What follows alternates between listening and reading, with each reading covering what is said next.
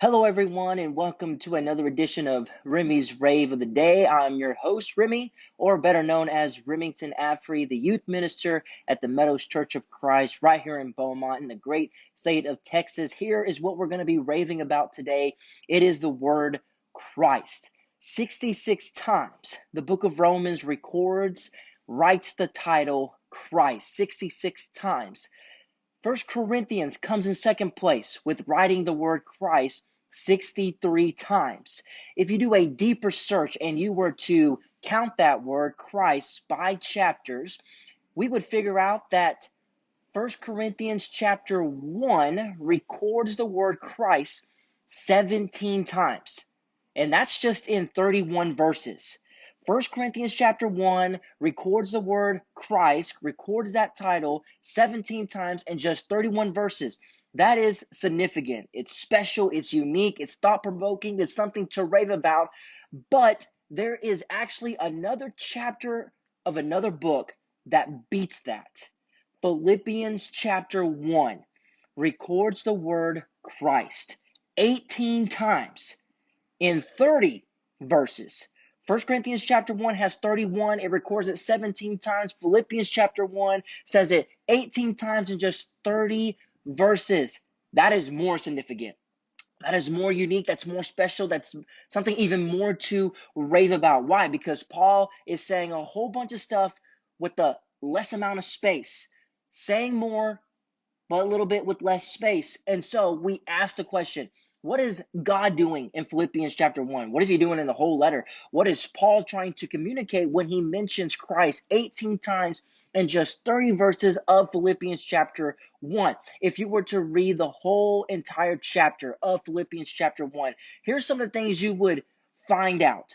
Number one, that there are people who are in Christ. There are people who belong to Christ. Paul even addresses this letter by saying, Paul, Timothy, bondservants of Christ. He calls this church saints, saints that are in Christ. Nobody's forcing Paul or Timothy to serve Jesus. They're making that on their own. Nobody's forcing them. They're on their own free will. This church is in the Son, is in the Messiah. A second thing that you would find out in Philippians chapter 1 is that Christ has his own day. There is a day that's going to be all about him. In fact, let me just read that real quick. If you look at Philippians chapter 1 and you look at verse number 6, Paul says, "For I'm confident of this very thing, that he who began a good work in you will perfect it until the day of Christ." Notice that. The day of Christ. If you just drop down, staying in chapter 1, and you look at verse number 10, it's in the middle of a thought here. Paul is saying to these Christians that I want their love to abound still more and more. That's in verse 9. But in verse 10, he says, here's the reason for that, so that you may approve the things that are excellent, in order to be sincere and blameless until the day of Christ. So you notice that. Verse 10 says, the day of Christ. Verse 6, the day of Christ. You go over to Philippians chapter 2. Paul's going to say the exact same thing in chapter 2. I'm going to start in verse number 12. He says, "So then, my beloved, just as you have always obeyed, not as in my presence only, but now much more in my absence, work out your salvation with fear and trembling." Verse 13, "For it is God who is at work in you, both to will and to work for his good pleasure." Verse 14, "Do all things without grumbling or disputing." Why is that, Paul? Verse 15, "So that you will prove yourselves to be blameless and innocent, children of God, above reproach in the midst of a crooked, perverse generation, among whom you appear as lights in the world." Now here it is, verse 16. "Holding fast the word of life." Why? So that in the day of Christ. You see that? Verse 16. The day of Christ, Paul goes on, "I will have reason to glory, because I did not run in vain nor toil in vain." There's a day that is coming. It's Christ's day. All about Christ. That's chapter 2, verse 16. Remember, chapter 1, verse 10 talks about Paul saying to these Christians, be sincere and blameless on the day of Christ. In verse number 6, Paul says, look, he who began a good work in you, Christ is going to perfect it on his day. So we find out, number one, there are people who belong to Christ. There's people who are in Christ. Christ has his own day. It is coming. But if we were to read more in Philippians chapter 1, we figure out that Christ is being proclaimed. That's starting in verse number 12. I would say about till verse 17 and 18-ish of Philippians chapter 1, Christ is being proclaimed. Paul does say that those who preach Christ, they're doing it out of good intentions, but some of them are doing it out of bad intentions. He would say selfish ambition, but Christ is being proclaimed. And because Christ is being proclaimed, Paul would also say in Philippians chapter 1 that the gospel is being, he would say, defended. It is being confirmed. The things that are about the gospel, it's true. You can take to the bank. You can bank on it. It's being defended. It's being advanced. It's progressing. It's being confirmed. Christ is being proclaimed. And then you get to Philippians chapter 1, verse 21. This is the verse we know pretty well, where Paul basically says, I'd rather go be home with Christ. But it's more beneficial, Paul says to this church, that I remain in the flesh to help you out, to help your situation, to help you spiritually. But he'd rather be home with Christ. So we have people who are in Christ. Christ has his own day. It's coming. Be sincere and blameless on that day. You better be. And then he says, Christ's gospel, he is being proclaimed. He says, I'd rather be home with Christ. And then the very last part is Philippians chapter 1, verse 27, where he tells these Christians, live your lives in a worthy manner according to the gospel of Christ. But there's something I really want to touch on when it comes to verse number 27. He says, finishing that thought, he says, verse 27 of Philippians chapter 1, so that whether I come and see you or remain absent, I will hear of you that you are standing firm in one spirit, with one mind, striving together for the faith of the gospel. That's significant. That is pretty significant, because look at verse 27 again. He says, I will hear of you that you are standing firm in one spirit. Circle that. One spirit. Then he says, one mind, striving together. This is probably a bad chapter break, as chapter 1 ends in our Bibles and then it goes into chapter 2. It's probably a bad chapter break. Here's why I say that.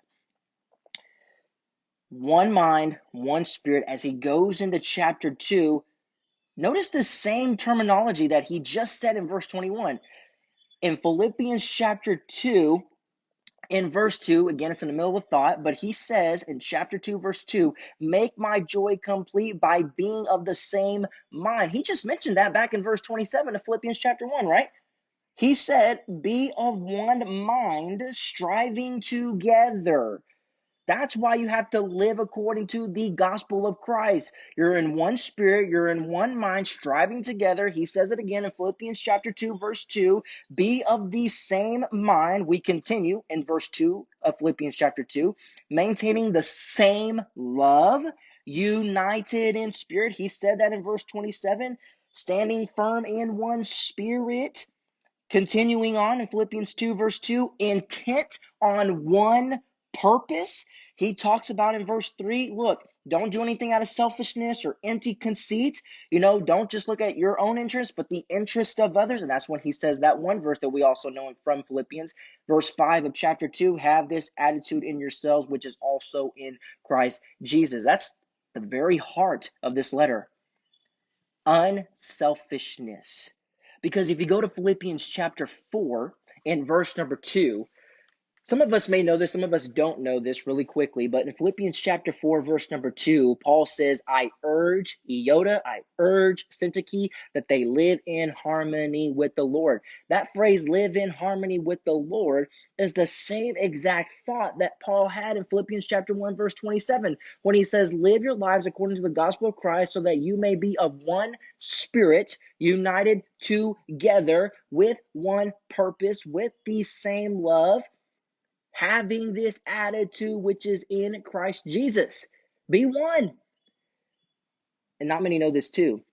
In Philippians chapter 4, verse 2, Paul uses two petition verbs.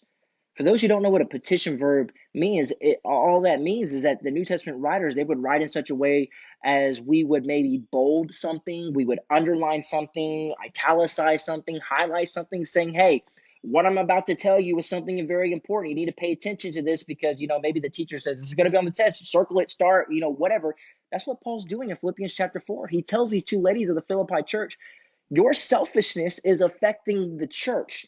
It's affecting your relationship with each other, but also your relationship with God, but it's pouring out into the church. So you two ladies, Paul says in Philippians chapter 4, live in harmony so that your harmony can also affect the whole church to be one spirit, one mind, so that everybody can live their lives according to the gospel of Christ, so that they have this desire, Philippians chapter 1, verse 21, to be with home or to be with Christ in the heavenly home, which Paul again has that desire. And then when they have that desire, when they have that mind living in harmony with the Lord, then guess what? They're going to preach Christ in a very good intentional way. They're not going to do it out of selfish ambition, which Paul again says that some of them are doing that. The gospel is going to be defended, it's going to be advanced, it's going to progress, it's going to confirm. And when as they're doing all that stuff, then they are going to be found sincere and blameless on Christ's day, chapter 1, verse 10. And then their work, which he who began a good work in them is going to be perfected on the day of Christ. Why is that? Because these people, especially you and I, these people, the Philippi church, remained in Christ. That is unique. That is special. That is something to rave about. That is so cool. That's why the Bible is so fascinating. It has all these beautiful connections, even just within a chapter. It's going to connect throughout the whole entire rest of the Bible. But man, in order for Paul 18 times in one chapter, just 30 verses, he's going to mention Christ, Christ, Christ, Christ, Christ. As Bible students, we got to figure out, why is that happening? Why did God arrange that to happen? Why did he tell Paul, write Christ 18 times in Philippians chapter 1 and a 4-chapter book? Something is happening. Something very cool is happening. And we just went over it. And just very briefly, there are people who are in Christ. Christ has a day. It's going to be his day. Christ is being proclaimed. People, Paul, have a desire to be with Christ. And he says, live your lives according to the gospel of Christ. This has been another edition of Remy's Rave of the Day, the word Christ. It appears 18 times in Philippians chapter 1 with just 30 verses in it. And again, that's something to rave about. That's something to get excited. So please consider liking this video. Consider liking our page, sharing this video, sharing our page. We're going to do this Tuesday through Friday, every day of those days at 3 p.m. We're going to have another edition tomorrow of Remy's Rave of the Day. Again, this has been your host, Remy, or better known as Remington Affrey, the youth minister at the Meadows Church of Christ, 9195 Dishman Road. That's where we're located. Please come and see us. We love to see you. We love to get to know you. Again, 9195 Dishman Road. Sunday mornings, we start at 9:30. We're going to worship at 9:30. Then we're going to have Bible class at 11 a.m. Sunday night, we meet back together at 5 p.m. And then in the middle of the week, 6:30 p.m. on Wednesdays, we have a service, we have classes, and we love to see you. We love to know who you are. We love for you to have a relationship with us, but especially a relationship with Jesus. And again, this video, the purpose of these videos is not only just to strengthen Christians in the relationship with God, Jesus, and the Bible, but also to show non-Christians that, look, the Bible's pretty cool. It has all these amazing connections. It's thought-provoking, it's exciting, and it's definitely something to rave about. Thank you again so much for the encouragement. Again, please consider liking and sharing this content as well as our page. We'll see you next time. Please have a great day. Please stay safe out there. And again, we'll see you tomorrow for another edition of Remy's Rave of the Day. Godspeed.